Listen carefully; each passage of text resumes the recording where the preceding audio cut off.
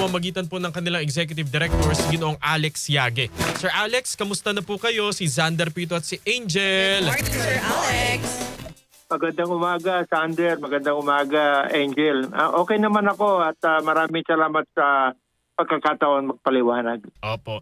Kayo po sa Provincial Bus Operators Association, ano po ang inyong naging reaksyon nung narinig po ninyo ang SONA ng Pangulo? Actually, marami naman siyang binanggit na magagandang bagay, lalo na yung pag-alis ng system loss doon sa Meralco at saka doon sa mga electricity charges, magandang bawas yun. Sa lahat tayo makikinabang doon. Ang hindi lang niya natalakay ay yung fare increase na inapprove na ng LTFRB nung araw, nung March 14, 2026. Itong taon na ito, no? Kaya lang, ito rin ay kanyang binawi nung after 5 days. So, hindi niya tinalakay yon, pero patuloy ang pagtaas ng mga halaga ng mga gastos sa pag-operate ng public transportation. Unang-una, yung crudo, no? Dati, 45 pesos per liter lang yan. Ngayon, more than 95. Sa probinsya nga, nasa 100 pesos per liter lang ang diesel eh. At yung sweldo, noong July 25, na-implement yung 60 pesos per day na additional minimum wage.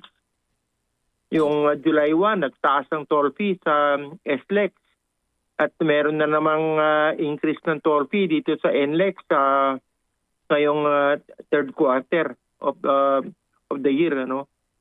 At yung inflation, 7% ang inflation, yung ating pera, yung halaga ng pera natin ay bumaba laban sa dolyar. Dati nasa 56 pesos lang yan per dollar. Ngayon, 61.70 per dollar. Kaya lahat ng mga gamit natin sa pag-operate ng bus, lahat naman yan imported eh. Pati yung ating gulong, baterya, piyesa, imported lahat yan. So, lahat ito ay tumaas. At yung pagtaas ng halaga ng crudo at saka yung pagtaas ng sweldo ng tao, malaking epekto sa amin yan. Kasi sa bawat bus, Xander, Angel, Opo. 4 o 5 pamilya nakasalalay dyan eh. Kasi may konduktor yan. Meron kaming mga inspektor, meron kaming ticket seller, meron kaming mekaniko, meron kaming mga terminal, meron kaming mga garahe along the way. So, pag tumakbo kami, pag alis namin dito sa origin, kailangan nakakasiguro kami na makakarating siya doon sa kanyang patutunguhan. So, meron siyang crudo na makukuha along the way, no? Lalo na kung malayo yung biyahe, tawid dagat, pupunta ka ng Visayas, pupunta ka ng Mindanao. Yung mga ferry, mga roro na sasakyan namin, nagtaas din sila ng may surge pricing sila. So, ang mga terminal na ginagamit namin, pag dumaan ka sa mga central terminal, mga na-operate ng mga LGU, nagdagdag din ng singil. So, kung malayo ang biyahe mo at ang number ng pasahero mo ay kulang, ay talaga, huwag ka na bumiyahe. Kasi mag-aabono ka pa. Lugi. Malulugi ka. At kung yung pupuntahan mo malayo at along the way, kunyari, magre-refuel ka somewhere in Samar o somewhere in Sorsogon. ay kailangan siguro nakakasiguro ka na may krudo ron, di ba? Kung walang krudo ron, may stranded yung pasahero.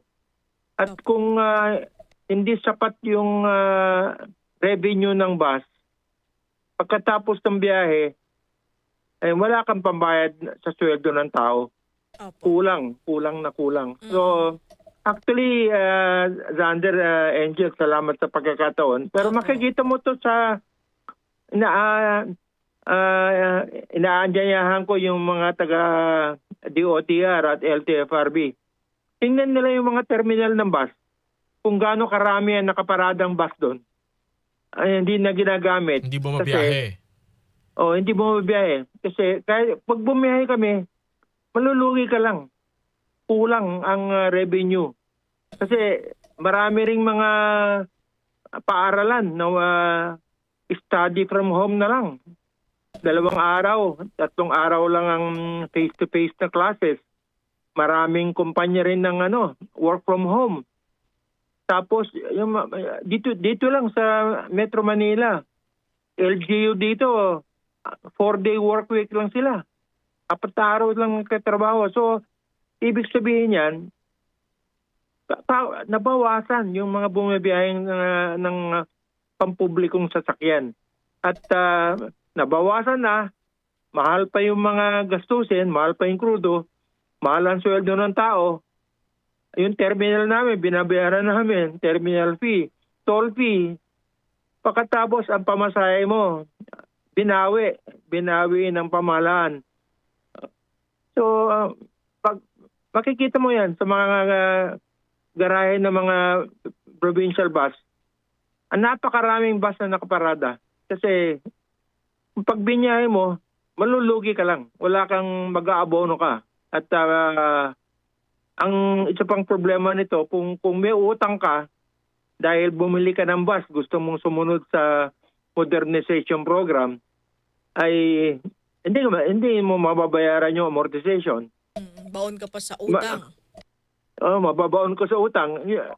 Sabi nga ng Pangulo maganda yung electric buses, hybrid buses.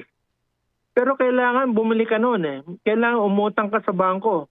Yung bangko nga, ayaw magpautang. Kasi yung dating utang na binili mo ng bus, hindi mo kayang bayaran. Paano ka pautangin? Bibili ka ng bagong electric bus, mas mahal yon kumpara doon sa diesel na buses. Siguro ang diferensya mga 20 to 25%.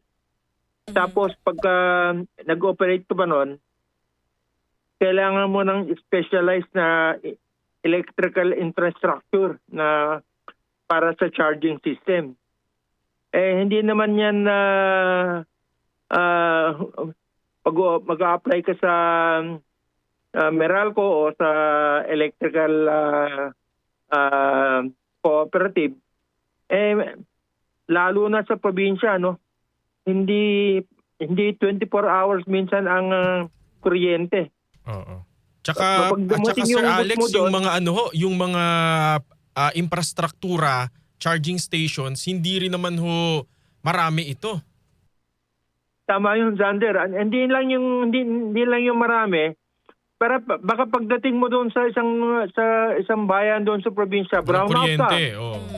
Brown out ka. Paano ka kaya yung electric vehicles, kunyari meron kang electric na kotse, hybrid na kotse, maganda yun dito sa Metro Manila o Karatig probinsya lang. Kasi maraming available dito na kuryente, almost 24 hours may kuryente. Pero pag nakalayo ka na ng probinsya, ng malayong probinsya, naabutan ka ng madaling araw doon, walang kuryente, brownout, malaking problema yan sa mga mananakay. Pati rin sa operator kasi pawawa yung mga sumakay. Maganda nga, electric, nakamura ka sa wala kang babayarang diesel, wala kang babayaran langis kasi electric motor ang nagpapatakbo niyan Kaya lang, hindi pa siguro ready yung ating infrastruktura para dito. Opo, sir, nabanggit mo yung mga problema, hinaing ng ating mga driver at mga operator. Sa ngayon, magkano na lamang yung take-home pay na inyo pong nakukuha? At sa tingin nyo, sasapat ba ito sa gastusin ng inyong pamilya, Sir Alex? Alam mo, Angel, sa fleet operator, pag tumaas ang halaga ng diesel, tumaas ang halaga ng operation, ay hindi apektado ang driver at saka mga empleyado. Pagkus, tataas pa yung sweldo nila. Kasi base sa minimum wage, tumaas 60 pesos. Nag-increase nga ang sweldo nila. Ang nananagot ng pagtaas ng halaga ng mga gastusin ay ang operator lamang. So, ayun nga tinatanong namin paano namin mababayaran yung increase ng sweldo ng mga tao? Kasi meron kang mekaniko, meron kang dispatcher, meron kang admin, meron kang accounting. Tinaasan mo sweldo. Samantalang yung pamasahe, binawi mo. Dati naman may increase na nung March 14, 2026. Binawi naman. Tapos yung toll fee, patuloy na pagtataas. No? So, hindi katulad ng jeep nito, sila, mga TNVS, boundary system yan So, pagka bumaba yung krudo, ataas yung kanilang kikitain, yung pamilya nila makikinabang. Pero pag sa fleet operator yan, pag tumaas ang krudo, ang mananagot niyan yung operator. So yung driver, ang tataas pa nga ang kanyang sweldo dahil tumaas yung minimum wage. Yung minimum na babayaran mo, kailangan tumaas ng 60 pesos. So, dapat maintindihan ng mga gobyerno yun. Magkaiba yung yung cost structure ng fleet operator kumpara doon sa mga kasama natin sa jeepney at saka sa TNVS sector. Kasi sila ay ang payment nila by yung tinatawag nila na boundary system. Apo. Sir Alex, kung meron ho kayong mensahe po kay Pangulong Bongbong Marcos sa DOTR at LTFRB, ano po ito? Alam mo, Sander, salamat sa pagkakataon. No? Sana ay ibalik nila yung implementation ng ferry increase. Alam mo, sa mga jeepney dito sa Metro Manila, pati mga buses dito sa Metro Manila, ang increase na binigay lang, piso isang araw sa minimum na pamasahe. Sa 5 kilometro ay nadagdagan ng piso. So, bakit mo babawiin pa yon, no? Ang kapalit nun, ang ginawa ng gobyerno, nagbigay ng ayuda sa mga driver, 5,000. Tapos, dun sa mga operator, nagbigay ng 10,000. Pero sa bus, ang krudo lang namin ngayon, ang isang bus sa Metro Manila, isang araw lang namin na pagpapakarga yun. Bayad yun sa krudo. Oo. Kunyari, biyahe mo Baguio, ang almost 300 kilometers yan. Sa 2 kilometers per liter, 150 liters yan. Multiply mo ng 90 pesos yan, that's almost 13,000-14,000 pesos. Isang biyahe lang yun. Biyahe lang. Per trip. Oo. Ang ayuda binigay sa amin 10,000. Kulang pa ng isang araw. So ang sistema yan, ang ginagawa ng mga provincial operator ngayon, pag hindi puno, hindi nila ibabiyahe. Kasi mag-aabono ko lang kung wala kang pang-abono, wala kang naiipon na pera na para pagdating dun sa dulo, mababayaran mo yung sweldo ng tao. At ang mahirap pa nito, lahat ng krudo ngayon, kailan bibili mo cash? Wala na nagpapautang ngayon. Kahit na malaking operator ka, wala nang utang. Cash ngayon ang bayaran. Bibili ka ng gulong, cash. Bibili ka ng pyesa, cash. Ayaw nilang magpautang kasi alam nila na hindi kumikita yung operator. So, inaanyayahan ko yung press, no, na bisitahin nila yung mga garahe ng mga bus dito sa Metro Manila. Bilangin nila yung naka-standby na bus na operational na hindi tumatakbo. Opo. Napakarami. Opo. Lalo na ngayon na nag-uulan, no? Maraming hindi bumibiyahe, walang pasok. Metro Manila, 4 na araw lang ang pasok ng gobyerno rito. Tapos pag sa probinsya umulan, may bagyo, wala pang pasok. Di wala ring biyahe. Konti lang ang pasahero. Kaya napakalaking problema. Survival ito. Kaya kung mahina ka, magsasara ka na lang.